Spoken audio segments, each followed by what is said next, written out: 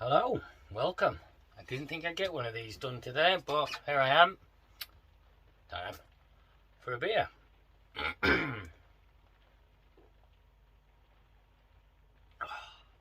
Again, this is Citra Galaxy Vacant, and it's really nice now. It's really coming together well. That real big dankness that I had originally with it is gone, and it's settled. And I'm getting more things like tangerine.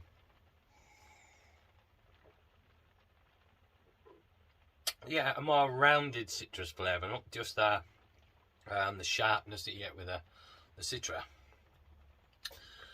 Right, now, what can I talk about? Well, we're in the middle of, I say we're in the middle, we're supposed to have started on Friday at 7:30 AM with a complete rewire of the house, all except the kitchen, which is on a different board. However, electricians etc. being what they are, there was delays, and the guy couldn't get till mid-afternoon Friday, and just to do some marking out. Whereas everyone had moved out Thursday apart from me. I was staying over Friday night, Thursday night, to wake up Friday morning to be ready to meet him at 7:30 and go through everything we needed to go through, however long it took. But as things were, I was working Friday afternoon when he turned up, so the wife had to go do it. So he's marked up everything, what's going to be what's going to happen. But we're in limbo really. We're at the in-laws and I have to keep popping back to do this, that and the other. So it was a good excuse whilst coming to feed the cats and put the bins out for the morning to come and do a video and grab a couple of beers while I'm here. So here we are. Now, I just wanted to point out Mr. Rick Shaw. He asked me about this glass that has the markings. This one I got from my local bottle shop stroke tap room, Green Dragon in Whitby. Very nice, good quality, solid glass, marked half pint, what was it marked? Third pint, half pint, and I'm guessing that's a pint to line. No, it can't be, that must be 3/4 of a pint to line. So 3/4, then I think there would be a full, I'm not sure. Yeah. It's a really nice glass from a really nice tap room and bottle shop. They have tons of stuff on, and I'm not pushing them because I'm mates with the guy who runs it. I'm pushing it because I like it, and I like going in there, and I like drinking unknown, and we have a chat, and I share beers, and he's getting a nice big kit to brew on, and if I get the opportunity, I'd love to go and help him brew a few beers, because he doesn't know what he's doing, so I'll always be there to do. Anyway, less of that. So yeah, that's that for Mr. Rick Shaw. Now, I was watching Mr. Dylan Jones, his video about his issue with his Conical Pro Grainfather fermenter, and the amount of trub and hot debris he had that stopped him transferring using the pressure transfer kit. So I did mention it to him what I do, but I'll go through it on the video just for anyone else as well. I don't know how many of the people do it this way, but it works perfectly for me. So I'll just pause this and I'll bring. Right, so here's the Conical Pro fermenter, mine, and here we have the kit with the dip tube. Now, when I'm not brewing, when I'm fermenting, I have this dip tube in and pulled right up. And then the pipe runs up to there with the tubing, blah, blah, down to here. And I don't have this connected. It then goes, oh, it's all falling on me. It all goes into that glass jar as a blow-off tube, obviously without the grey connector. When I've finished fermenting and I want to do the transfer, let me just drop that a sec. This I put back down in here, and I have it marked on my, just slightly marked, I believe. I need to remark it probably, it seems to have faded off. There. So I mark that down to there, and then using this I connected obviously onto the inside of here. I, as usual, connect this up to my gas, get the pressure, transfer through the pipe, down into the beer, into the keg, and there we go. Just get back. Right, so that is what I roughly do. Now, how does that work for me? Well, I normally brew, it says when I'm doing it on the app, the grain fire, they're up to 23 litres, but it always comes out 21 litres, which is perfect. I put 21 litres in there. That gives me 2 litres of wastage. I know it's wastage at 2 litres, and if you're that bothered, drink the bloody thing. For me, it's there as a safety sort of bit, so that when I'm pulling off, I don't pull off the trub. I do the cold crash. I do 2-day cold crash. I was doing it to 2, but cost of energy and all that, and in summer it was just really wasting energy. Trying to keep it 2 when 4 was more than enough during the summer, I think. It'll drop to 2 a lot easier as the weather temperatures drop, so I might go back to 2 degrees. And so I'll drop it out, give it 2 days, and then do the transfer. Now I have it set so that it fills it just to the very top of the keg. Now obviously I purge the keg and everything with CO2, so it's a CO2 keg. Turn the top release valve, twist it, turn it so it's open, fill, and then when I start to see froth coming out of the top of that, turn it off, and there I have a full keg. Then I connect it up to the gas, pull maybe a pint off, and then I can force carb it. And that means that all the crap at the bottom, I don't have to waste my time with the pulling it off. I don't have to waste time releasing anything, or dealing with the whole bottom of the fermenter, the conical bit. I don't have to deal with that whatsoever, and it works for me. So that's just because I watched Dylan Jones's video and I said this is what I do, so I just kind of wanted to go through it a little bit in more detail on video, for anyone else as well who has a conical pro fermenter and has the pressure transfer kit. So that's the way I do it, and it works for me perfectly. And PSI wise for transfer, I go for about 1.5 PSI. I mean, it will drift up to about 1.8, drop it back down. I know I was talking, kind of messaging with Denny Conn at one point on the BrewTube group, and he was saying 1.5 is perfect. If it gets too high, it just releases through the top of the lid anyway, releases the pressure, and so it's no problem. There, so that's that. And that's the glass dealt with. I don't really think I have any more to discuss on those. Yeah, so we're staying at the in-laws now. I mean, it's got its good sides and it's got its downsides, obviously. The upside is it's a fucking massive house. They've got 5 bedrooms, 3 massive sort of like reception rooms, I believe you call them. So there's plenty of space for us. However, they don't have their boiler. They have their boilers. Oh, what do you call them? Oh, I can't remember it now. Basically, it's an immersion. That's the word. It's an immersion. They've got an immersion heater. So that is a bit of a pain in the ass. So I've been coming home to have a shower. Now that's going to stop as of Monday. As of Monday, tomorrow, the electricians are all coming in and they're going to be doing the first fit, and the electricity will be gone until the whole thing's done. So I won't be able to come and have a shower because we have a combi boiler for the heating and the water. You forget how useful that is. That being able to turn a tap on, just wait a couple of minutes, and suddenly you've got hot water rather than this, let's turn the immersion heater on for 4 hours beforehand, so then we can go get a shower. Yeah. I mean, my father-in-law, he goes to his local leisure centre. It's only around the corner for him. It's like a 5-minute walk, but that's where he goes every morning for a shower. I mean, they know him. He just, because he's a gym member, he just comes in, goes, uses the shower, comes home.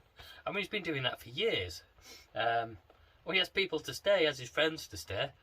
He takes his friends out and they go in his shower at the local leisure centre. I mean, in fairness, the main friend that comes for him is an ex-Scotland youth football manager for the Scotland national team, the Scotland youth national team. He used to train them, so he's used to doing showering with the guys and all that. So they seem to just go and make ordinary showers, but it's all a bit odd for me. The idea of just walking around to my local leisure centre for a shower every morning when I've got a shower in my house. Yeah, all a bit mad. So there's that. Then there's it's just the thing of being in somebody else's house. So you always, if they just put something on the sport on or whatever they want to watch. I mean, in fairness, father-in-law loves watching football, so he watches football, but he also loves golf and cricket. I mean, those are I'd rather watch paint dry than watch either of those two things, to be honest. And poker, he loves watching poker, and I mean, I just like, whoa. Yeah, so anyway, apart from those things, it's really good because he has a fridge full of beer. I just said I liked a particular beer that Aldi had at the minute. So he's stocked up on loads of that for me. I mean, it is a nice-ish beer, but it's not brilliant, and I'd quite happy to have one or two, but he's got a fridge full of things. So it's nice to come home and have some of my own. And just have that little bit of space again. So that didn't last long, did it? So I'm going to get another one before I head back to watch the football. Brewing wise, I can't brew at the minute, but the guys aren't working next weekend, and the Sunday I could possibly come and brew because the power here will still be on, because the connections to the kitchen, this is wired through to, it's basically just my wiring from to here is basically just a big cable from an extension cable on a reel from here up and out through there, across and down, and plugged in to the wall, my outside socket. And that outside socket is connected onto the kitchen ring, so that will stay on. So I could brew next Sunday, or weather permitting. I mean, if it's anything like today, which has been an absolute piss down all day, it'll be a no, because I will have to brew outside. I still haven't tried or thought about doing brewing indoors, or trying to broach the subject with my better half, because I know what the answer will be. Really, it'll be a big no.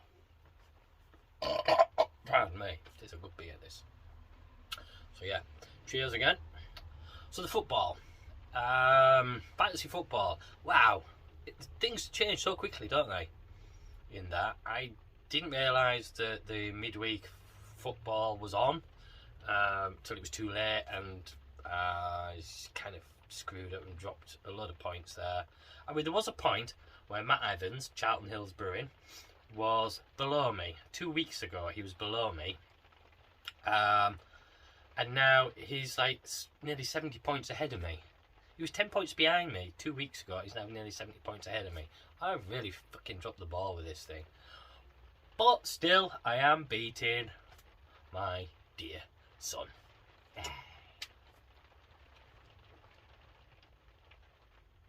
And I suppose I haven't really talked about them, and I know I should. Liverpool FC. Wow. What? I haven't been able to watch anything really of late. As I say, with work and such, I just don't get the opportunities. I work on a Saturday, so I don't get to watch any Saturday games. Monday night games, I'm pretty much got to bed because I'm up at 4 in the morning. So I'm not really getting the chances. So thankfully I missed the 12:30 yesterday because I'm guessing they had 75% possession at one point, I was told. And still lost 1-0. Could have been 2. Or could have been 2-1. I believe there was a cracking save by Forest's keeper. Henderson, is it Henderson? I believe. Yeah. So that's they've gone back 7 years. I'd say back to where they would beat the top 4 one week, like they did Man City, and the week after lose to someone in the relegation zone, Notts Forest, like they did. What's that all about? How can you go from that with the same manager that we have now, who took over from that situation, take us to at least, was it 2, 3 Champions League finals, winning a Champions League final, winning the World Teams thing, Super Final, whatever that was, winning an FA Cup, being second only to City twice in the league, winning the Premier League, and then back to doing that again, and we're back in 7th. I just don't get it. I really don't get why we've gone up and down, and now we're out on that shithole. No idea. Yes, a lot of people say, "Oh, Mane." I don't think that's it. I really don't think it's down to that one player. If it was down to that one player, then what do we need fucking Klopp for? Yeah. So everything was Mane. Nah, don't get that. Right. How about anything else to witter on about on a miserable Sunday afternoon? Oh, I think I do. Harvest pails to come. I have got everything. I have so much stuff in.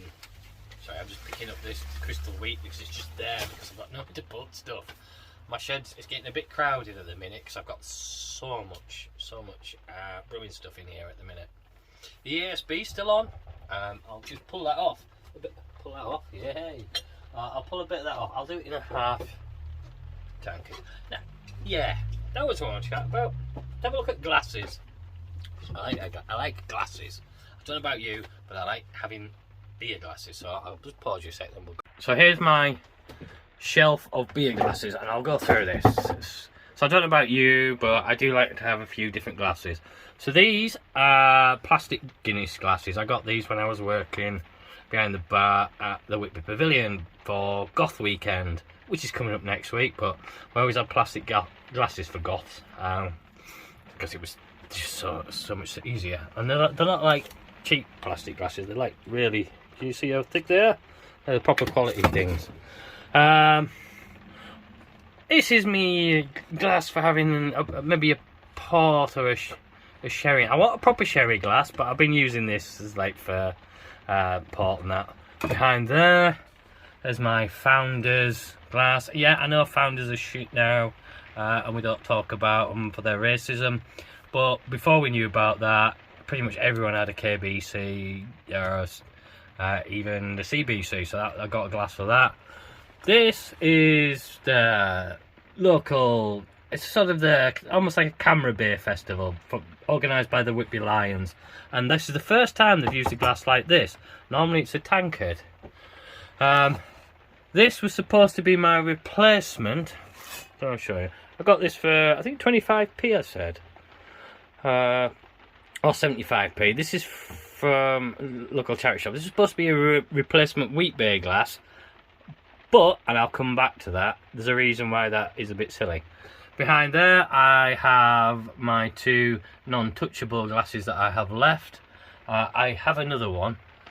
You know what these are. These are those Spiegelau glasses that if you breathe on too hard, they drop to bits. And just shatter, because they're so delicate. This was from the Whitby Beer and Spirits Festival. This was the one organised by my local tap room, and bottle shop place. But this is a smaller version. So this is only, as you can see, it's marked, but it only does 3.5. I love that. My oval glass. Got that from a shop in Knaresborough, actually. Then this one is a double glass, I believe. I think that's a double.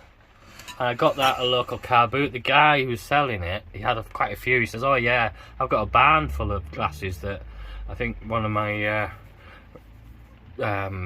parents had been collecting for years, but I never saw any more. But I wanted that one, so I got that." There we have, back when they were doing, this is from the London Craft Beer Festival, back when they did them, like, those glasses, I can't remember what they're called anymore. Got to have one of these.